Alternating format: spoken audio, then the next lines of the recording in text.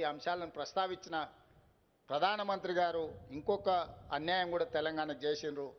మేము పద్మభూషణ్ పద్మశ్రీ అవార్డుల కోసం కూడా తెలంగాణ సమాజానికి ప్రతీకలైన గద్దర్ గారి పేరు, చుక్కా రామయ్య గారి పేరు, అందశ్రీ పేరు, గోరె టెంకన్న పేరు, జయతీర్ తిరుమలరావు గారి పేర్లు వీటన్నిటినీ రాష్ట్ర ప్రభుత్వం నుంచి మేము ప్రతిపాదన ఇచ్చినాం.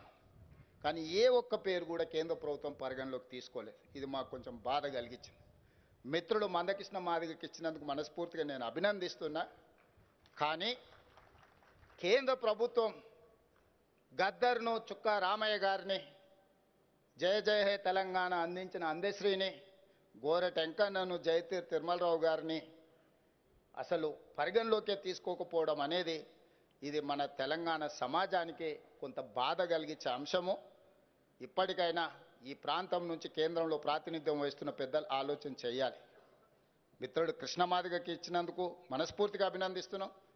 సమాజంలో ఉండే చాలా రుగ్మతల మీద చాలా సంవత్సరాలుగా పోరాడిండు.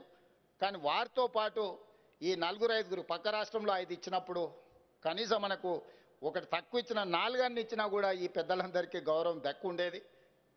నేను తొందరలోనే ప్రధానమంత్రి గారికి లేఖ రాయబోతున్నా. కేంద్ర ప్రభుత్వాలు ఇట్లా మన పట్ల వివక్ష చూపించినప్పుడు మనం ఎక్కడో ఒక దగ్గర మన నిరసన తెలపాల్సిన అవసరం ఉన్నది. ఆ నిరసన ప్రజాస్వామ్యయుతంగా ఉండాలని నేను బలంగా నమ్ముతున్నా. ఈ వేదిక మీద నుంచి మా అసంతృప్తిని కేంద్ర ప్రభుత్వానికి తెలియజేస్తున్నాం.